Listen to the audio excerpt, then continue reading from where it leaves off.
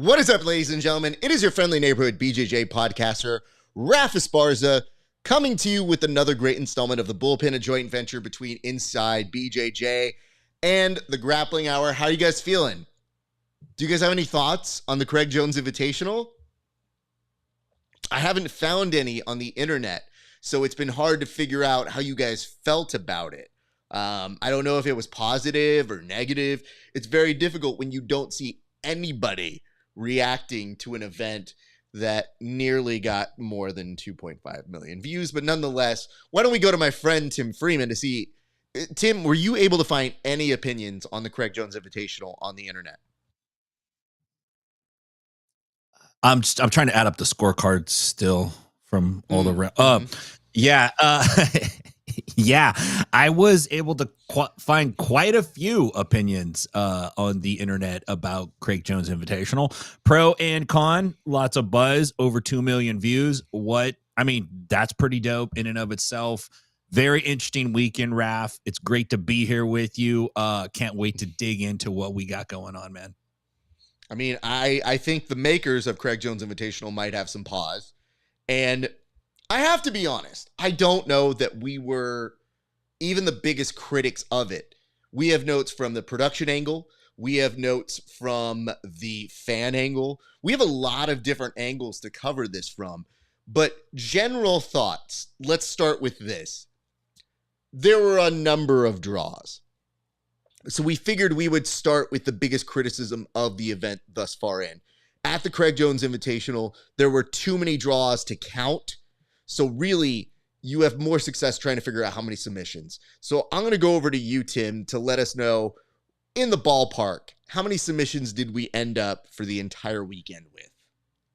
I think we had 32 matches, and of the 32 matches, we had 7 submissions in those matches. So not a ton of action. You know, I think people come to submission only style events to see submissions. So obviously I think that was a big deal. It's really interesting that it even came down to how it came down to with the draws, because I took the CJI2 rule set before the event and I threw it into ChatGPT and I'm like, dude, format this for me to where it makes sense. And it was still convoluted. I was like, I don't know how it's going to work if there's a bunch of draws, but yeah, man, it wasn't very exciting in the sense that I think they wanted it to be. I think it was dramatic because you had a draw and then you had a draw on top of the draws with the round scores, and then it defaults to like this kind of more esoteric rule that apparently was in the rule set but not in the contract, is what it sounded like. So now it's like, who is the winner? I don't know who the winner is. It's B team technically, right? But did New Wave won also? We'll get to that in a minute. Let me start with this. I do want to address Egghead's note because, of course, he has the math. Less than 25% submission rate for CJI2. Okay, that does actually check out. That makes sense. And I think the one thing I want to bring up to everybody's attention is, in theory, submissions should be easy. In theory, we should see a bunch of submissions. When you do have high talent, they do get harder. That was a point that Mikey was pointing out in his debate last week. But it got me thinking over the weekend. I was like, how do we stack up compared to other sports? And I think that we're so hungry to see finishes, which usually means some kind of imbalance or superiority. And at its top, It's Gordon. But what people don't like seeing is defense. And yet, if you watch the Super Bowl, defense is a good portion of the show. It's just, it's not as exciting as scoring points. So we don't have this. So when I hear people talking about quintet being boring, what they mean is they want all gas, no brakes. But I actually think the impetus is on the production and that commentary team to drive that narrative of what's happening. And I thought BMAC was selling for his life. Like, he was trying to build the drama and he was doing what he could to get people interested. But I think the hard part is when you say they didn't get a submission, what you're doing is you're kind of selling out the athletes. And yeah, I mean, in some size instances, you're thinking, well, shouldn't Victor Hugo be able to submit everybody? He's just bigger than these people. And how is it that Mika is able to go on a monstrous run, or he's not getting submissions either? But then we have an appreciation for somebody like Dorian that you're like, man, mad respect to him. You don't get these storylines without the mismatches. And what people were suggesting was a straight wrestling duel, 5 versus 5. But there's no narrative there to me. I think it's a worthy format, but that on day one was a struggle to get through. So we do need to argue on the draws, but I think we can all be in agreement the stalling calls were the biggest culprit. I think for something that needs to be fast moving, it was a great commercial for the PGF. I cannot tell you how many people were talking positively about something that sometimes they're in their fields where they think, there's too much ref involvement. And now we kind of saw why we put those rules in place there. I think we saw why that push of action at the PGF is worth the squeeze. So, Tim, one of the things you posed was, in your opinion, who was the winning team? Because it came down to legal ease, which, as we know, is the most exciting form of television for all grappling. Well, in my opinion, I think the B team won. Okay. Because, one, they were declared the winner. And two, they didn't get handed the victory or a prize secondary, like a mystery guy came in at the last minute and did it. If there wasn't a mystery guy, then there wouldn't be any discussion about who even won. I think just straight looking at it, I think the B team won. I think you give it to them. I know it sucks for Gordon, and I know that there's some people that might disagree, but all in all, I think those guys took it. Okay. I wasn't sure if that's where you were going to go on it. Can I propose a theory to you? Yes. So people were saying it was rigged, that Craig just gave something to his team. And in order for it to be rigged, you would have to not get submission. So that is kind of the goal. I hate draws more than anything. I don't love this exercise because sometimes for most competitions, they become an exercise in the athlete's ego, but the audience didn't win. So when you don't get a submission as an audience member, you kind of go, man, that was a little disappointing. And you're okay to say that. That's fine. Yeah, sure. Having said that, how amazing would it have been if Craig went back there, realized that they're all tied up, and said, shit, based on these ambiguous rules, it's hard to say. Why don't I just let my boys have the celebration party and we'll reverse course on Monday? Sounds good? All right, let them party. Because nobody's going to remember anything other than the photos, the vibes, the great moment that B team had. Because if you looked at New Wave winning, there would not have been a celebration. There would not have been anything. It would have been, thank you, deuces, great. I thought about this theory for a while, and I said, it's a very smart and funny theory. Until Craig came out and said, I didn't want to do it. The donor did.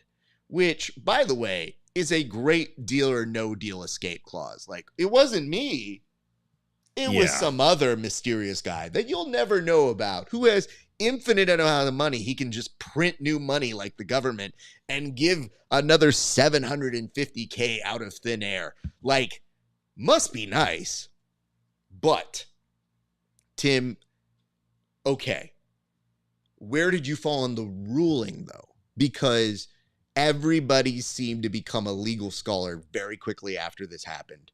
And there were, admittedly, some awkward statements versus what they might have been doing in the referee and the rules meetings. So from your interpretation, what did you take away from this? Okay, so my interpretation was that it went down like this, that that tertiary rule that they applied, which says that the athlete that wins the last round of the last match is his team is the winning team if there is a draw in all the matches and the scorecards are drawn. That was the way I understood it. However, it sounds like maybe the contract that the athlete signed did not have that language in it. However, I still think these athletes probably understood what they were getting into when they got into it. How could they not know that? But, maybe I'm giving them too much credit. I wouldn't have ponied up the extra $1 million. I think a better decision, and I don't know if they were up against the time constraint. I have no idea, but I don't even think Craig was there when this happened. Actually, word is he left right after his match, that he was gone. It would have been better if they would have just come out and said, we're going to sudden death. Like, you send your best guy out, we'll send our best guy out. They're going to fucking get after it until somebody gets a win. And then it's a clear cut, we won or they won. It's none of this, like, let's litigate it. This is, the hanging Chad, Gore versus Bush. This is ridiculous. It's got to be one way or the other. You can't have inconclusive endings. This is the perfect ending to this event. I said it. It's not deciding anything. This is the problem. It's like, what are we actually doing? We have 2 million eyeballs on this sport right now, on this promotion, on this gigantic event, and we don't even know how we're going to end it. We don't even know what the point of it is. Can I just offer one small counterpoint here? It's small, because I think I agree with you. Some people were posting no time limit, and I go, oh, okay. I love those, but the small counterpoint is, Tim, it was 11 p.m. on a Sunday. You know what I'm saying? Like, we would have gotten riled up, but we would have had to push back the Riff Raff concert. Do you want to do that to the Riff Raff fans that came to the Thomas and Mack Center? I feel like that's not very nice or kind. So I feel like we need to address this. But largely my issue was, it was almost too late to do anything else. And to me, okay, quintet rules have been, the last match has major implications.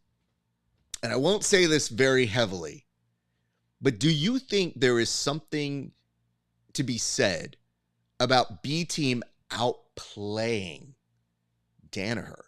Because they went down to their heavies.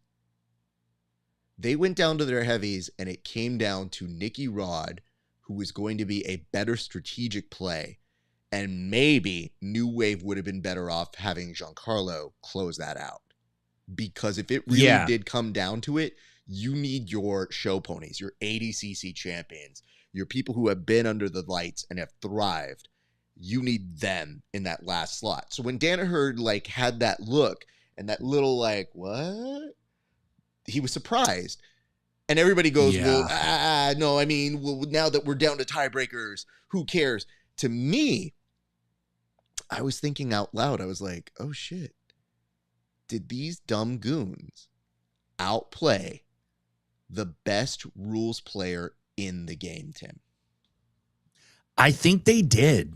If you look at the way they presented their lineup, going out there with Wojcik first, who's really hard to beat. He's got a real tricky, weird guard, and he's constantly attacking. Mika's fantastic at jiu-jitsu, obviously, but Wojcik was able to draw him out. And I think what you're referring to is that Chin versus Bodoni match, which, Bodoni's a lot bigger than Joseph Chin, but Joseph Chin is a tactician. He's not easy to finish. He's got a very well-rounded game, and it's deep and unique in some spots at the same time, which is very hard to find in the jiu-jitsu world.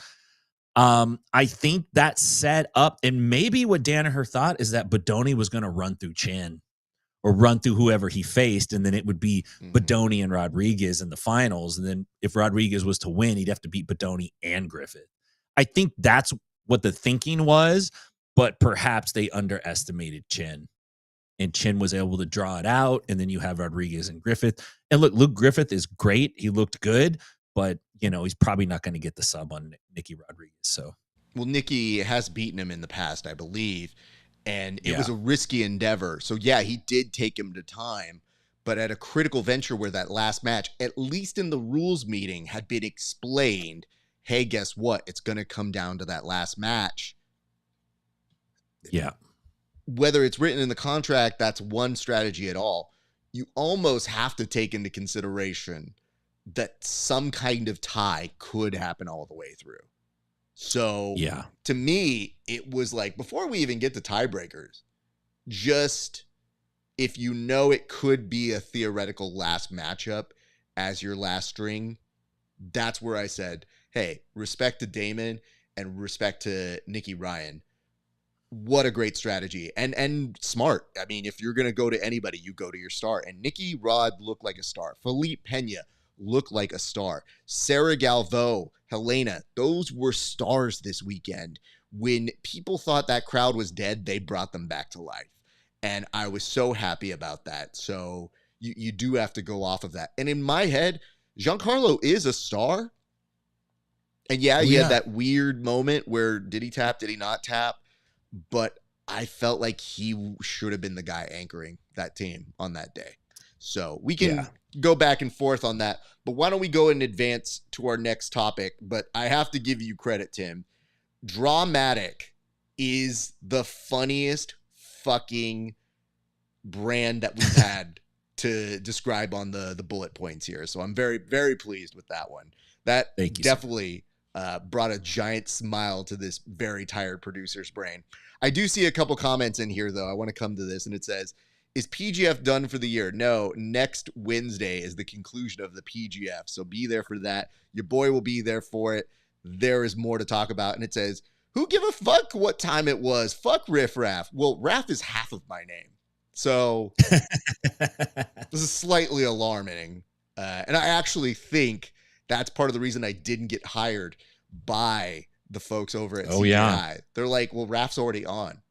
Oh, Rick Raff, not RAF ESPARZA. Oh my God. I didn't know that RAF ESPARZA had rapped. I thought that was weird. Okay, good. And it said, we almost have a team tie in the PGF regular season. We almost did. And Egg would have had to essentially resign in disgrace if he had gotten those numbers wrong. But fortunately, we avoided that. He did not have to. In shame. Resign. BMAC hands him the resignation letter. He just has to sign it. When he was on, I told him Egg would have had to give a press conference, and he would have said out loud, I'm so sorry. I have to resign. These numbers were not up to code, and somebody needs to take fault. Thus, I am handing in my letter of resignation. And Brandon would have just pushed it back at him and was like, sorry, dude, you're stuck doing it. That's actually your punishment. Yeah. He'd be like, me and Keelan can't count. Which, by the way, is the funniest way to claim, like, if only we could count, this would be way easier, but we can't. Donors. Let's get to this. Okay. The mystery donor was able to give New Wave $1 million after this all broke loose. So let's ask this. First to begin, who is the mystery zone donor here? And is it Zuck? Is it not Zuck? Who are these people here? Yeah. Who knows, man? I thought, maybe it's Jeff Bezos trying to get in on the action. You rich guys all copy each other, Maybe it's Elon Musk. Maybe. I doubt it, but maybe. And then Zuck, I'm like, could be Zuck. He likes jujitsu. And then it came to me, duh. Ted DiBiase, $1 million man. But then I kind of thought, man, like, would DiBiase give the money away, though? He would kind of like promise the money and then take it back on a technicality later. Like, sorry, kid. He'd have Virgil come get the money back. I don't know who the mystery donor is, but in a way, it kind of pisses me off, to be honest with you. It's like, and I saw Kendall Rusine online talking about this, and I agree with her on this. It's like, dude, we don't have money to have more than 4 girls, and we can't pay them this, and we can't do that, and we can't do this, and sorry, guys, and oh man, your budget's so high, and oh this is oh no that, and sorry, and da da da da da. And then it's like, hey man, yeah, can you send me $1 million? We got to just make sure these guys are happy before they go home. And it's like, boom, they got it.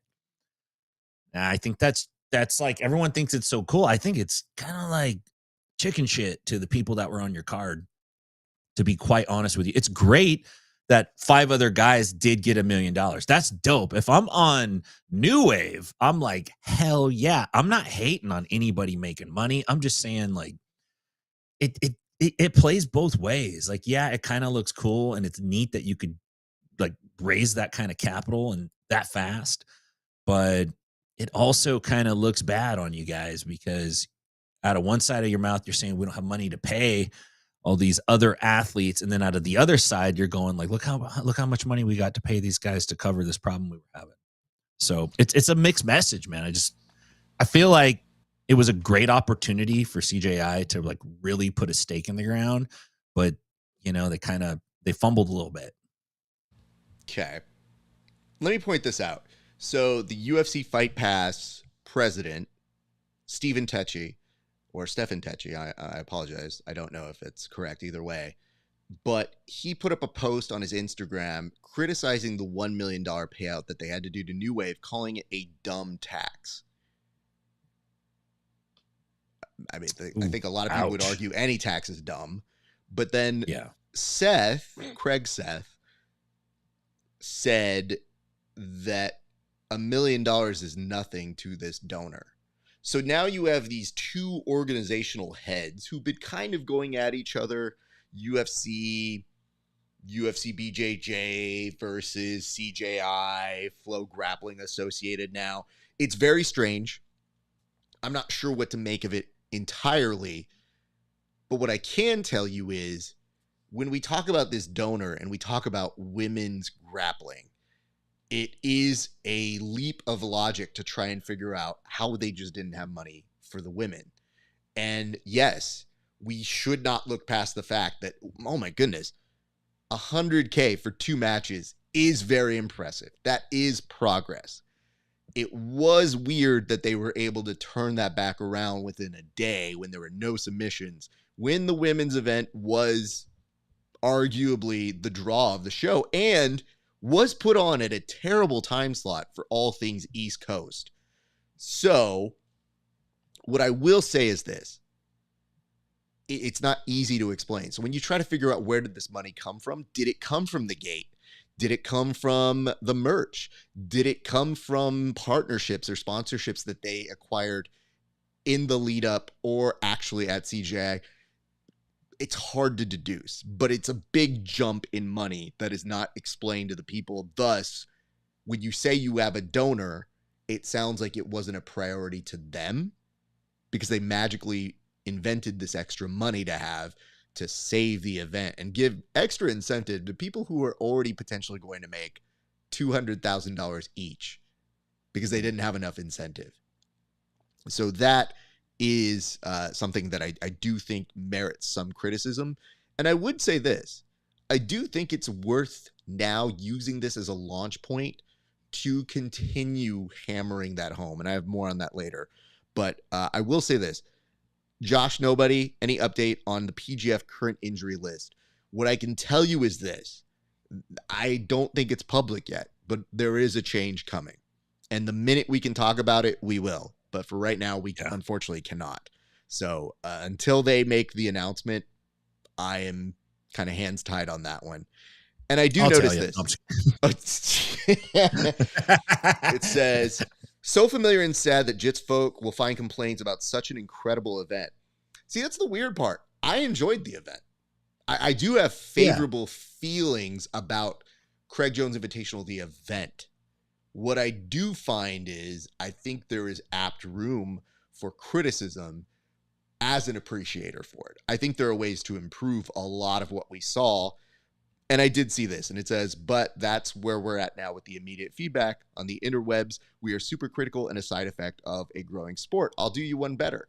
I think that there are people leading the campaigns against one another that are mostly looking out for their own interests. So I would always say, before you ever look at the criticism or take it under consideration, just do a logical check on why are they trying to put down another event. For us, we want all events to succeed because we don't necessarily have ownership in any of these things. Like, we love the PGF, but we're also on here regularly coming up with brainstorm solutions to try and make it better. That's where we come from. We go to these other events, we don't have any stake in them, but we're fans. I think that's the difference between people who start off their essays on video form by going, as you can see, Quintet is bad. As you can see, IBJJF, ergo is the... No, it doesn't. None of this proves anything. Yeah. It's just options and choices. Do you like what you're watching? If so, root for that. If you don't like what you're watching, give feedback. But it should be noted that 2.5 million viewers is nearly identical to what they did last year. So while you're bitching, they didn't lose anybody. And now that they go behind a paywall, we won't see how those numbers increase, but it does bode well for a brand in this day and age in television that you have the same reach. So congratulations to them on that. Why don't we go to our next one, which is this, Tim. You were mentioning this off air. We talked a little bit about it. I had a lot of my friends asking me, I think something went wrong, Raf, don't you? Children, have you ever heard me say anything about professional wrestling in the world of jiu-jitsu? Huh.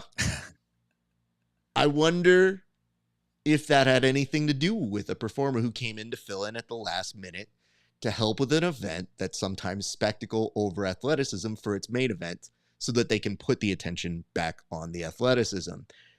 Tim, let's start very bluntly. Was that a work, or otherwise in professional wrestling speak, as scripted or somewhat loosely agreed upon? For sure, loosely agreed on. Maybe they went over it once or twice, 15 minutes in the back room. I doubt it, to be honest with you. If you thought that was a real double submission, you are a mark.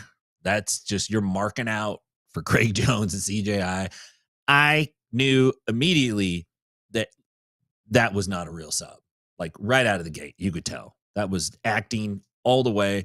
The commentary team did a great job with their reaction, and I thought the replay in slow motion kind of takes the bad acting out of it and makes it feel more dramatic, and it actually looks better in slow motion than it did in real time. But I definitely don't believe it. You could even see Craig kind of letting things pass and setting things up, and then he's like, okay, here it is, I'm going to get it. But yeah, I mean, a little disappointed in that, to be honest with you. I get why they did it, because Craig's got to do something, but damn, that was rough. Wow, Josh Nobody. Wow.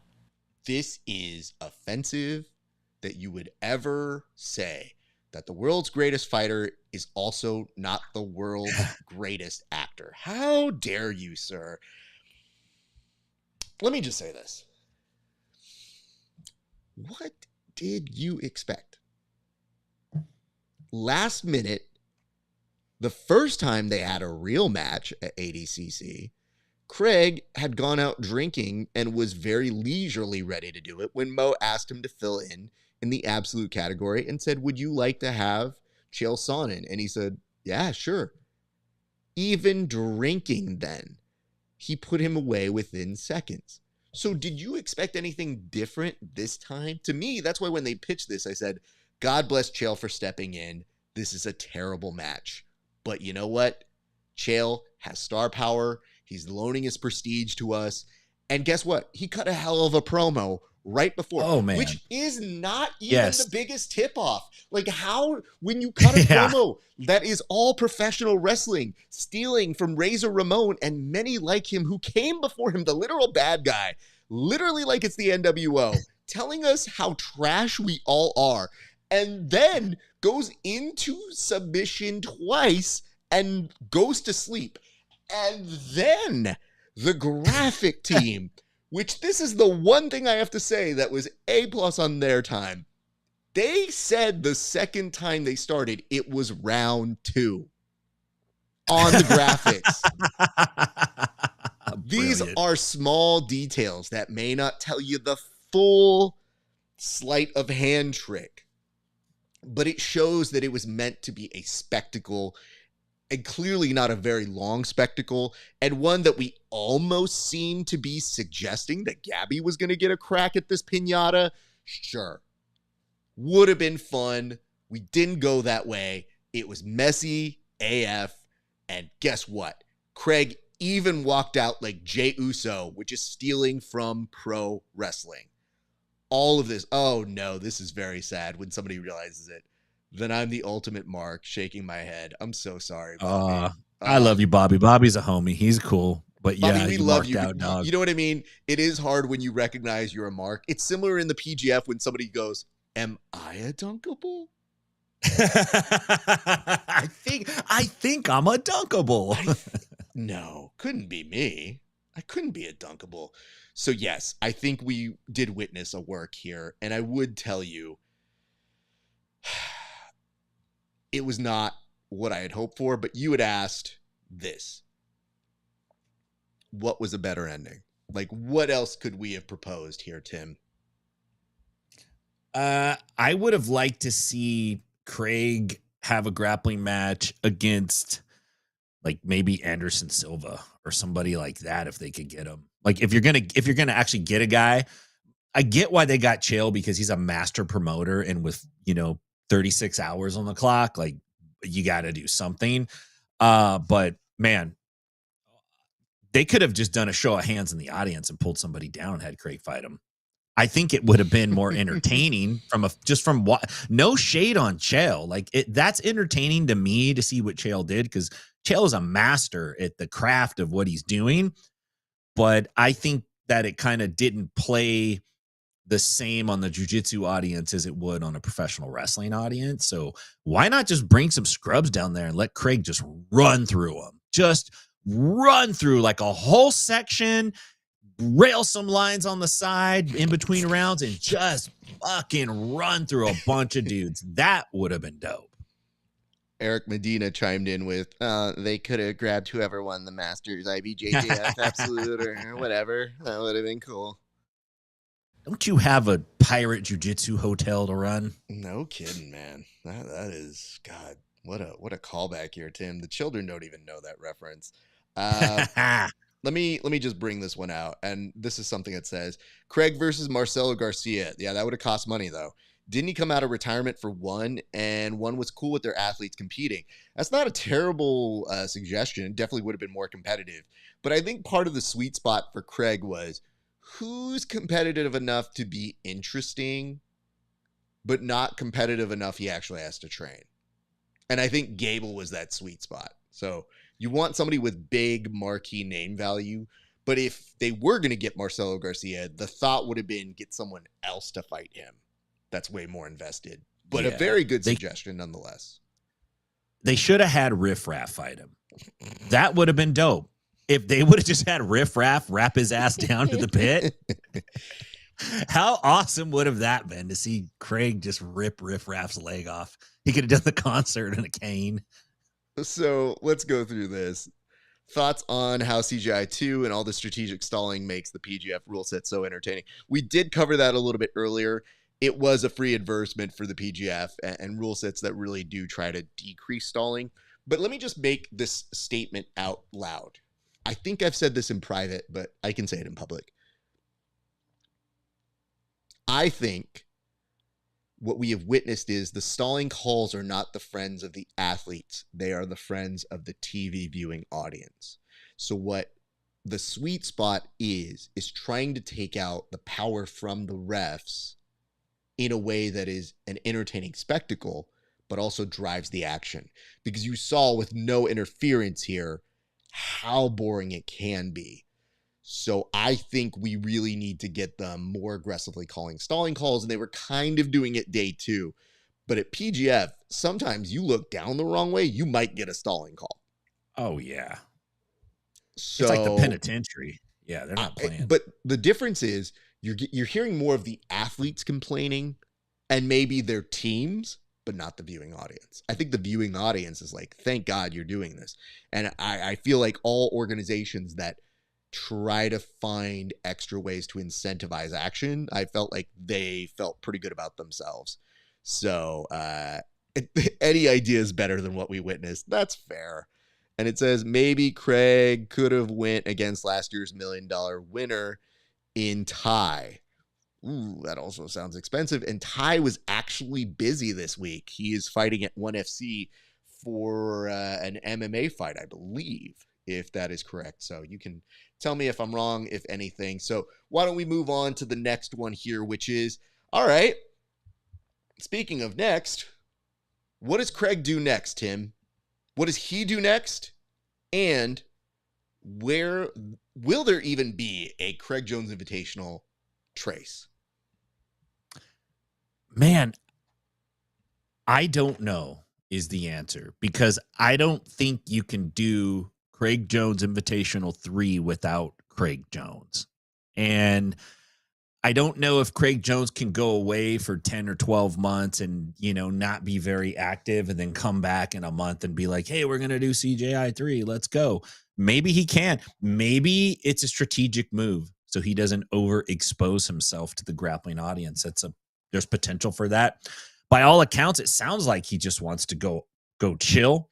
I don't know what that means for him. I don't know what he's got going on personally. I think I'm not sure how old Craig is, but some of these guys have been competing for a decade now, and as they start to get older, they start looking at other avenues. Being in the gym all day training and watching their diet and taking lots of vitamins and supplements isn't necessarily what they want to do for the rest of their life. I think there could be a CJI 3. I think it has the numbers. I think it has the viewers. But without Craig, it's not going to happen. And I would say they can't have another debacle if they do pull it off. Like they got to get their shit together much, much tighter.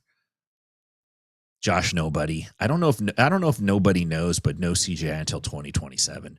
Yeah, what are we going to do? Alternate years now, CJI? Like once a year is, don't do that. Once a year is a challenge because, look, they made a mistake this time. Why did they make a mistake? They didn't have enough reps in with this team format, so they couldn't have the rules dialed in like they wanted. Well, you can't get the reps in when you do one show a year. So maybe don't change the format. Go back to the original formula. Go back to Coke Classic. Nobody wants new Coke.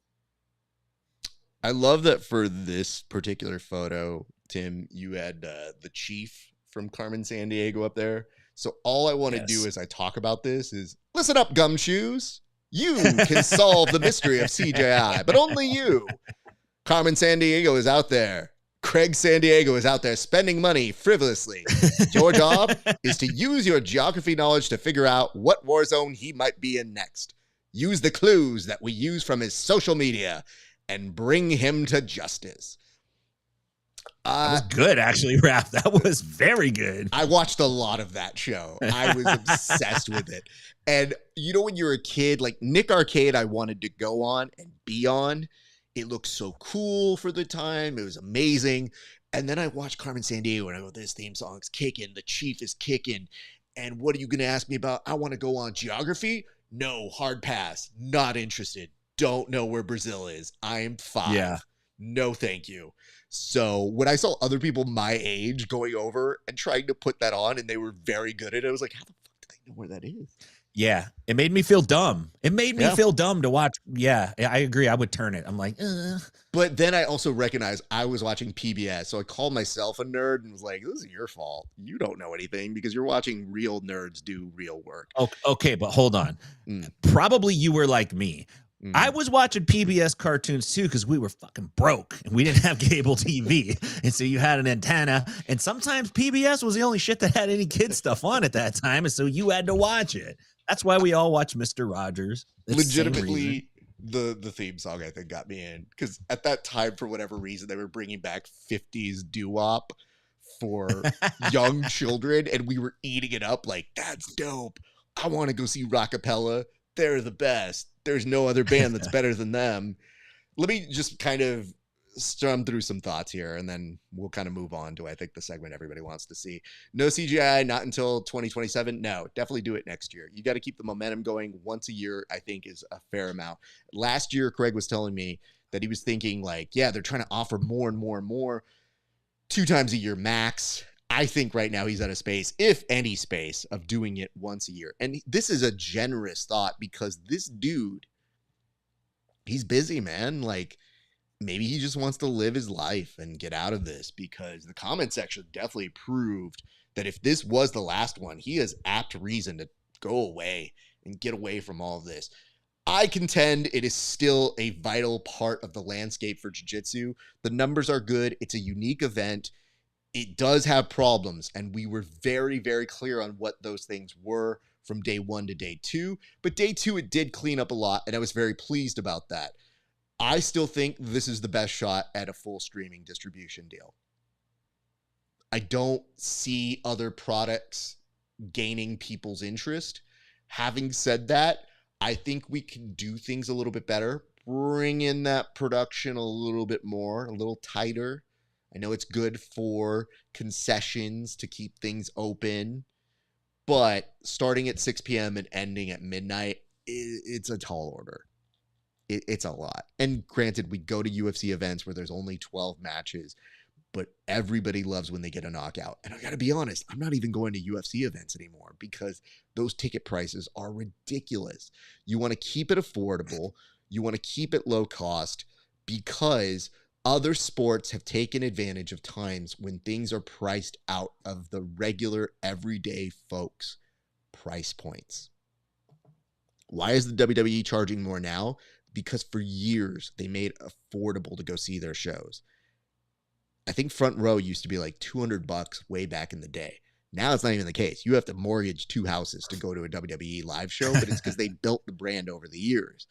But I do think they have done it through blue collar fans, and that is who we're trying to appeal to. A lot of you guys were bitching that it was free. I don't know that you're fully the demo, because you want supporters that will show up no matter what. Saying that you weren't happy that it was free for 24 to 48 to 72 hours, you got it initially for free. If the UFC did that, you would go, oh, wait, the UFC is doing that now, because they're essentially giving it away as part of their package for a lower tier cost. It's what's happening, but you still have to pay for the UFC on Paramount Plus at $12 a month. And everybody realized it's better than paying a pay-per-view every single time. So I think you have to manage expectations with that. And yeah, I really do feel like they should sell the streaming rights. I really do. I think it helps everybody. Everybody gets better deals off of it. But Craig is pretty insisting on trying to keep it free for everybody, and that's a noble freaking venture. But when people are wondering now how the books are getting used, it's going to get trickier to do that, in my opinion. I see a note here from Travis that says, maybe this mysterious donor should put $1 million to PGF and we can see some real exciting action. Hey, I like that idea a lot, Travis. And you know who could use a pay bump? Your pre and post shows. Let's show photos of both the guys who do that. I think we would take that $1 million and do lots of great stuff. Like, there would be less graphic errors. The board would work all the time. It will be very transparent on the cocaine we blow it on. But yeah, we're open to that. I would say that. All right. I think it's time to get to the segment everybody wants. Tim, before we go any further, we're about to do a roast here of the Craig Jones Invitational. So how does this differ from what it is we were just talking about seconds ago?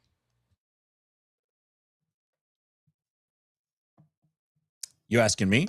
Yeah. I'm asking you to differentiate like the analysis we did. Maybe people didn't see our roast of Kevin Sherrill. So what is the difference between that and what we're about to do? Well, we're about to roast CJI2 as an event in and of itself. Probably say some funny, mean stuff about Craig Jones and crew. And it's a roast. So I'll say this right off the top: get the fuck over yourself. You got big sensitive feelings. Now's the time to put the show on mute. Come back when preview is the yellow topic, and then you don't have to hear us hurt your baby feelings. But in the meantime, I'm going to say some real mean shit, and most of you are going to laugh at it. And I just want you to know, Craig, I love you. Seth, I love you. Flo, Ben, all you guys, you're all great. I love everybody. Jiu-jitsu, save the world. Okay. I'm ready to bang. All right. Do you want me to lead this one off? Sure. However you want to do it, man. I'm down. All right, let's do that. All right. I'm glad that he did that intro. So now if you've stayed on, this is at your own risk. Going in 3, 2, 1. Welcome to the roast of the Craig Jones Invitational 2, the event you didn't love, but you sure won't complain about the engagement you're getting talking about it on social media. We're giving ourselves 3 to 4 minutes to discuss the event, which should be plenty of time to cover the 6 submissions that happened and still have time left over to complete our taxes. The event was a lot like sex with Craig Jones, full of hype, talks a good game, and you likely left with an STD. Speaking of which, I know a lot of you are concerned about the criticism of this event, asking, where do you get off? And yet none of you ever bothered to ask the question on how Craig raised all of this money for the event. Maybe you should have asked him, where does he get off? Because then you might find the anonymous donor. Yes, what the Craig Jones Invitational lacks in substance, they more than make up in the amount of substances they consume. And they didn't even wait till the after party. Craig Jones actually simulated snorting lines of cocaine before his super fight with Chael Sonnen, which was a shame because it definitely took longer to snort the coke than it did to finish Chael twice. A feat that not even John Jones could do sober. Now, Chael claims that he never tapped to Craig, but we have it on good authority that he merely replayed highlights from Craig Jones Invitational Day 1 in his head and voluntarily passed out due to boredom. And you got to hand it to Chael. In a week where there were some questionable taps, he really took matters into his own hands and said, I'll show you what not tapping looks like. Of course, Chael was only there to fill in for Gable Steveson, marking the first time that Chael has ever come to the aid of a black person. And Gable still intends to make his MMA debut in 2 weeks, which will be the 3rd time this month that Chael gets put down due to boredom. In terms of the actual event, the tournament came down to the only 2 teams you care about, B Team and New Wave. 2 teams that won't even be going by those names in the next 2 weeks. B Team won twice on Sunday by edging out a narrow judge's decision at the last minute, and again by forcing Gordon to get so mad he turns off his Instagram comments. And it's not the first time that somebody from B Team edged somebody out. Or that Gordon watched. And not since January 6, 2021 has Gordon Ryan been so worked up. Gordon told his followers to stand back and stand by. Gordon cited corruption as the reason he didn't participate in CJI himself, which is a lie since the word he was likely looking for was disruption, as into his tummy. And as for corruption, it's never really been a killer for Gordon, as he attended the presidential inauguration of Donald Trump, a man who's hung out with Jeffrey Epstein more times than Gordon has ADCC medals. And if that number makes Gordon the GOAT of grappling, does that not make Donald Trump the GOAT of hanging with sex traffickers? At the venue, nobody was more surprised by the way things turned out than John Danaher himself. And I haven't seen John Danaher look like that since the paternity test revealed he wasn't Helena's father. Ultimately, the anonymous donor decided to give both B Team and New Wave $1 million each, making the whole event kind of feel like a kid's soccer game. Sure, they ran around a lot, but nobody scored, and in the end, everybody was announced as a winner. And despite another $2.5 million given to the athletes and near identical views from the previous year, nobody left happy. Women athletes wondered where did this extra money came from, And they're merely asking for 1/25th of the amount of money Dana White owes casinos, allegedly. And yes, 100K was an incredible progress moment for women. That was immediately overshadowed somehow by men not winning and still getting $1 million because their feelings were hurt. Talk about who gets emotional. But that should be the story going forward. Honestly, because that's what it's going to take to get people to act. The anonymous donor and the event clearly didn't give women this money out of the kindness of their hearts. And maybe they had the money. Maybe that money came in later. Maybe it came in from the show. Who knows? But just know that they were able to increase the amount of money for the men because of pressure. So if you're really down for the women's cause here, you probably want to continue applying that pressure right now. And last thing, CJI. Your boy was almost hired to help out with interviews. Almost. Something about an Alex Wendling restraining order. I'm not really sure what that's about. But I'm not sure exactly what I was supposed to do backstage in regards to helping with the interviews. But let's just say I'm glad I didn't make lemon juice. Because, woo, your boy avoided a big one there. So, moral of the story here, people. We said they should do a pre-show. They did. Not with us. We said that we would cover it. They said there wouldn't be interviews. They did. Again, not with us. And we're more than open to working together, but let's stop giving credential blue balls. Just hire us or work with us or don't. Because I see the alternative here is being put on a Jumbotron eating popcorn, you dicks. I looked super fat doing that. I mean, it's very funny. I'm not going to lie. But if it's either work for us or don't work for us or put on the popcorn on the fucking Jumbotron, I can just say this. Good luck. We hope to see a Craig Jones Invitational 3. You actually put on a great event. But if anything, you did demonstrate with this ultimate tie, you kind of have to do a third one. And that's my time. Nice work, Raf. Thank you, sir. Very good. Thank you. Very, very nice. And, you know, you put a wrinkle in on one of those jokes you shared with me earlier.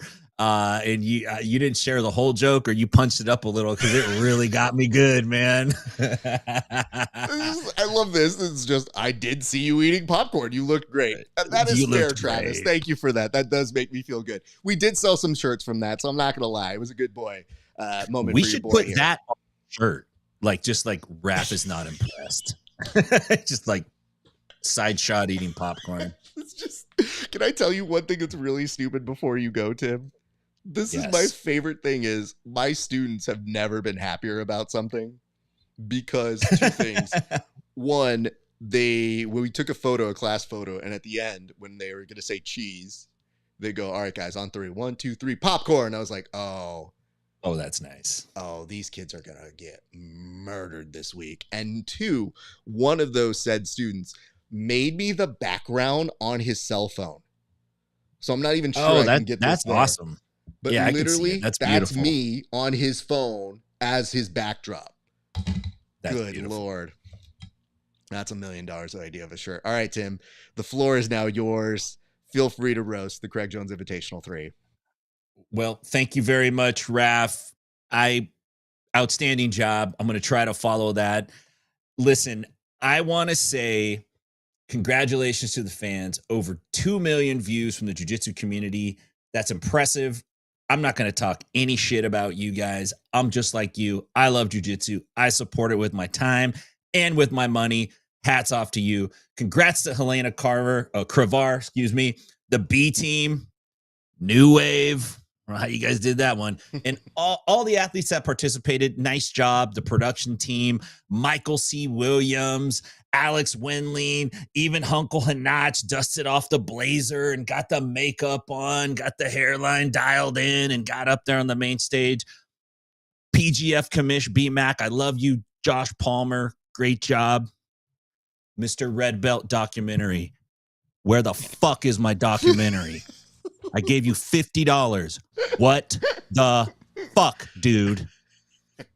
Congratulations to Craig Jones. You took a break from your John McAfee World Destruction Tour to put on the world's greatest jiu-jitsu tournament without a main event or a conclusive ending or a Miata giveaway.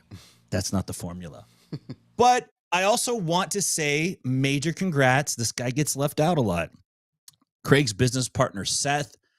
I got to tell you, dude, you are the perfect Jonah Hill to Craig's Leonardo DiCaprio. We could have called this CJI the Wolf of Draw Street. That's how damn good it was. Speaking of draws, let's get into this. Look, if they made a highlight reel of CGI 2, do you know what it would be? It would be 20 minutes of the judges tallying up the scores. You'd see Justin Flores pulling the paper tape out. You'd see Zach Maslany with his little accountant hat on. They look like the goons in Casino in the back room counting all the money as fast as they can, except they're not counting money. They're counting rounds. 75 of them. 75. There were so few. Look, Craig could have sold the streaming rights to PBS. That's how bad it was. He could have sold it to HBO after dark. All foreplay, no finish. It would have been the perfect teaser. And if you haven't watched it yet, don't. Wait for the Ken Burns documentary. I know he takes a long time. He won't take long on this. This is what it'll be. It'll be a still shot moving around, and you're going to think it's a photo, but it's not. It's a video of Uncle Chael's lifeless body laying on top of Craig the Ladyboy Killer for 13 seconds, and it's just panning around with the Ken Burns effect. Nice job. And speaking of Chael, let's take a moment to congratulate the consummate professional that Chael Sonnen is. Nice job. He not only saved the day by successfully rearranging the deck chairs on the Titanic, he also invented a new jiu-jitsu technique. Listen, I can smell it on BJJ fanatics already. We've heard of the ghost tap, a.k.a. the Brazilian tap. Don't get mad at me. I didn't name it. That's just what I was told. But I'm not talking about the Brazilian tap. I'm talking about the Brazilian nap. This guy didn't fake out getting choked once. He did it twice. How do I know this? This is how I know it. Chael's down to brawl for 5 rounds. He will bang and wrestle and get after it. But if you put that man in a triangle choke, he's tapping like a blind guy looking for the light switch at night. He's tapping. Ask Tito. Ask Anderson. Chael ain't taking the sleep. He's taking the tap. Get out of here with that bullshit. And we're not letting Craig off the hook either. This dude comes out to Riff Raff. Riff Raff. This guy's the love child of Theo Vaughn and Danny McBride. He looks like a villain that Gargamel created for the new Smurf movie.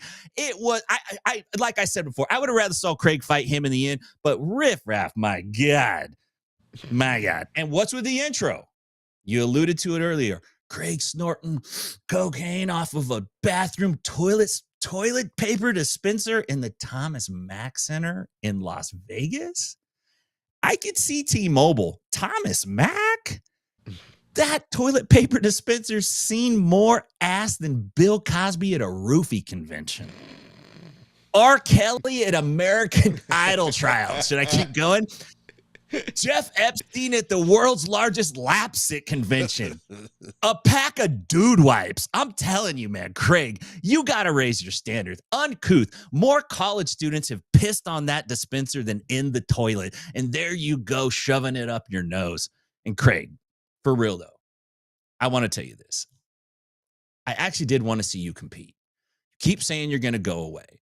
The last time you competed was against Gabby Garcia, an intergender gimmick match 1 year ago. It's CJI won. And now you come in this year. I know your opponent pulled out. 2025. Chael comes in at the last minute. Seems like a great idea, but this is what it was really like.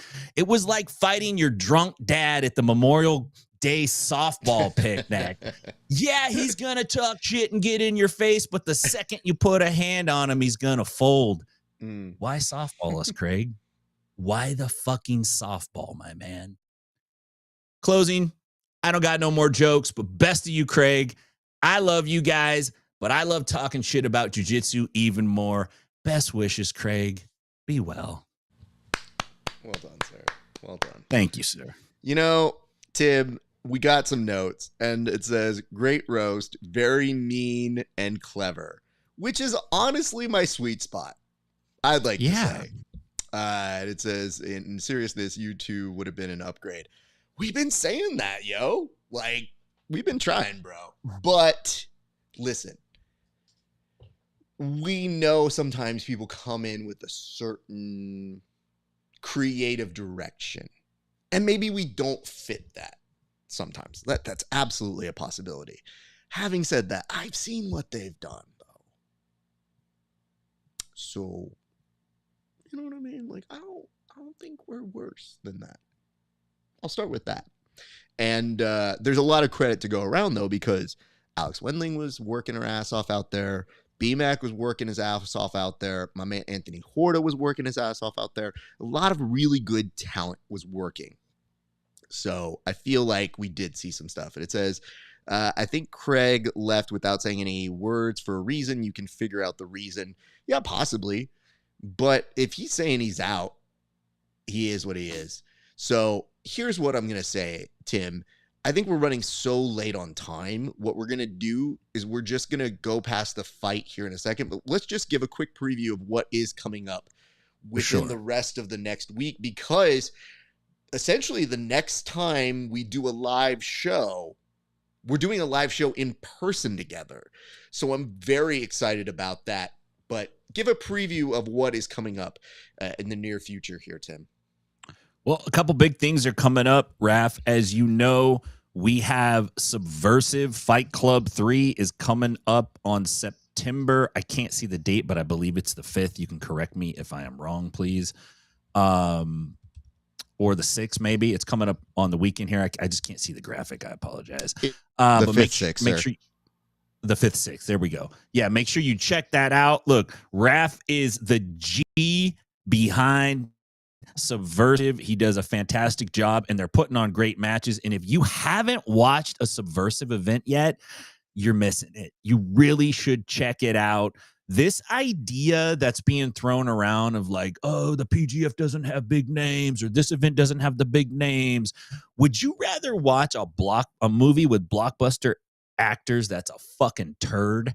Or would you rather watch a movie that plays well, even if you don't know the name of every single dude in the movie? You're still going to remember that damn movie. Tim, can I do you one better right now, though?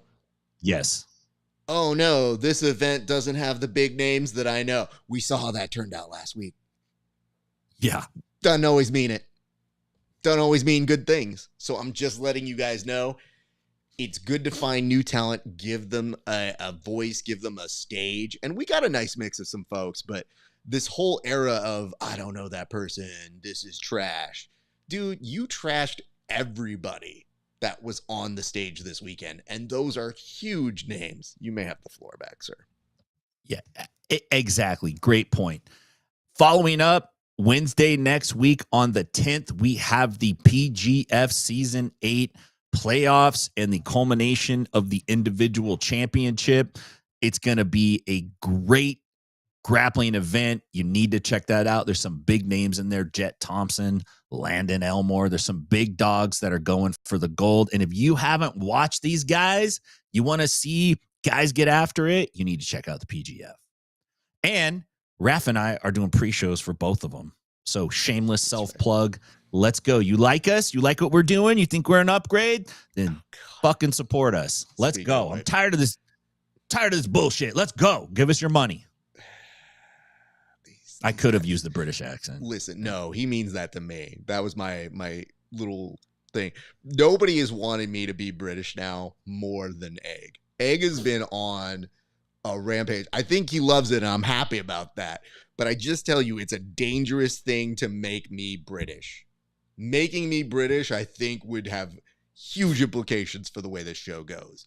You're basically tuning in for the judgiest human being ever in existence. At least this guy's kind of fun. So, yes, we have been addressing gallery all day long. But, Tim, why don't we do this? Why don't we just go ahead and jump to letting people know where they can find you, sir? Because my man's got to get out to go teach a class right now. So, Tim, tell the people where they can find you, sir. You can find me at Inside BJJ on your favorite social media platforms. If you're going to be out in Vegas next week at PGF, come by and say hi. I can't wait to get out there and see you in person, Raf. I know it's going to be a great show. Got to get out for the draft and basically watched all of the seasons remotely. Been jumping on it. You know, we've been doing a pre-show every week for it. So I'm really stoked to see everybody and to see these guys get after it, man. These guys have been doing a great job this season. Agreed. Tim, I appreciate you, sir. I'm going to let you get on out of here, and I'm going to close this up. But good roast, good analysis, and, man, I appreciate you so much. And it's going to be a huge, huge blast this week, sir. Thank you, man. All right, everybody. That'll do it for Tim. And for us, yes, I'm going to get out of here. But as Tim mentioned, Subversive is going down this weekend. The Friday night is going to be Subversive Fight Club live at the Ovation Square out in Long Beach, California. So go join me there. And then if you want to hang out the next day, we got some great kids action for Wild Style happening at the same location. So don't go anywhere for that one. You definitely want to be there to support the future generation of jiu-jitsu there. My thanks to everybody here, but I do want to leave you with this thought before we close out for full measure today. Yes, I've seen a lot of criticism on Craig Jones Invitational 3. We mentioned we're supporters, we're fans. We're super excited about that. My challenge to you is to find the way to constructively criticize this event. So if it's not your jam, probably admit that to yourself and say you're just not going to be that fan. You don't like Quintet. You don't like whatever it is. Promote whatever it is you got more. And for those of you who are promoting the women's grappling, I think it's a noble cause, and I think it's time for them to get their due. But as I mentioned in the little roast a little bit earlier, you got to keep that pressure on. But do it in a way that is better than just saying, you dicks, because it seems a lot of this has happened through generous donations. So make better arguments, and I think you might see some turns here. But let's definitely be supportive to the women who have been doing great jobs, and this incredible weekend were great. So I want to say that, and I want to say thank you to everybody who's been supporting us. We've had a great, great run the past few months. We've broken numbers that I didn't expect us to break. So my thanks to you guys, but we're not going anywhere. We have so much more to do, and we love and appreciate every one of you guys who gives us love. I got so much great appreciation out live this weekend at the Craig Jones Invitational. So check us out for our preview show later this week. That'll be on Friday for the upcoming Subversive event. And then next week, live before the PGF finale, your boy Tim Freeman, your boy RAF ESPARZA, we will be previewing that, and we will have a post show after that night of action. So we're glad to have you guys joining us. We love you guys. We'll see you back very soon. But until then, it's been a great day for grappling. We'll see you back on the mats.